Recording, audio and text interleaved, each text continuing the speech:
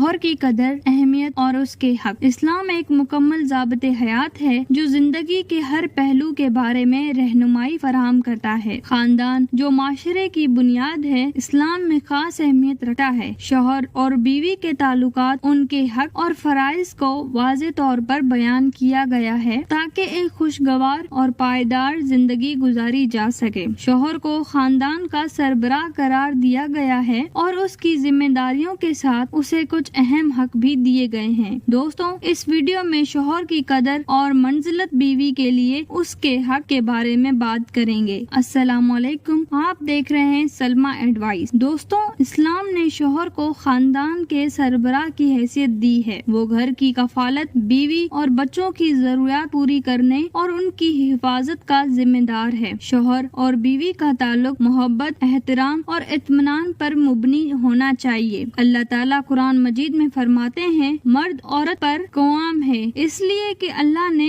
उनमें एक को दूसरे पर फजीलत दी है और इसलिए कि उन्होंने अपने माल खर्च किए हैं। ये आयत हमें बताती है मर्द को खानदान का जिम्मेदार बनाया गया है क्योंकि वो बीवी और बच्चों की माली और जिस्मानी जरूरियात पूरी करने की जिम्मेदारी उठाता है। इस्लाम ने बीवी पर शौहर के कुछ अहम हक मुकर्रर किए हैं ताकि जिंदगी खुशगवार और पायदार रहे। शौहर के ये हक बीवी की जिम्मेदारी है। बीवी का सबसे पहला और अहम फर्ज ये है कि वो अपने शौहर की जायज बातों में इताअत करे। शौहर को घर का सरबराह बनाया गया है और उसके फैसलों पर तामील जरूरी है, बशर्त ये है कि वो फैसले शरीयत के मुताबिक हों। रसूल सल्लल्लाहु अलैहि वसल्लम ने फरमाया, अगर मैं किसी को किसी के सामने सजदा करने का हुक्म देता तो मैं बीवी को शौहर के सामने सजदा करने का हुक्म देता। शौहर की इज्जत और एहतराम करना बीवी की जिम्मेदारी है। उसे अपने शौहर को कभी भी ऐसा महसूस नहीं होने देना चाहिए कि उसकी कदर नहीं की जा रही। शौहर के साथ नरम रवैया और मोहब्बत भरे अंदाज से पेश आना बीवी की जिम्मेदारी है। रसूल सल्लल्लाहु अलैहि वसल्लम ने फरमाया, दुनिया एक साज और सामान है और इसकी सबसे बेहतरीन चीज नेक बीवी है। बीवी का फर्ज है कि वो अपने शौहर की जिस्मानी, जज्बाती और नफ्सियाती जरूरत को समझे और उनका ख्याल रखे। ये बात अज़दिवाजी ताल्लुकात में मोहब्बत और इत्मीनान को बरकरार रखने के लिए बहुत अहम है। रसूल सल्लल्लाहु अलैहि वसल्लम ने फरमाया, जब शौहर अपनी बीवी को बुलाए तो वो फौरन हाजिर हो जाए, चाहे वो मसरूफ ही क्यों ना हो। बीवी पर लाजिम है कि वो अपने शौहर के माल की हिफाजत करे और उसकी इजाजत के बगैर उसे खर्च ना करे। इस्लाम ने बीवी को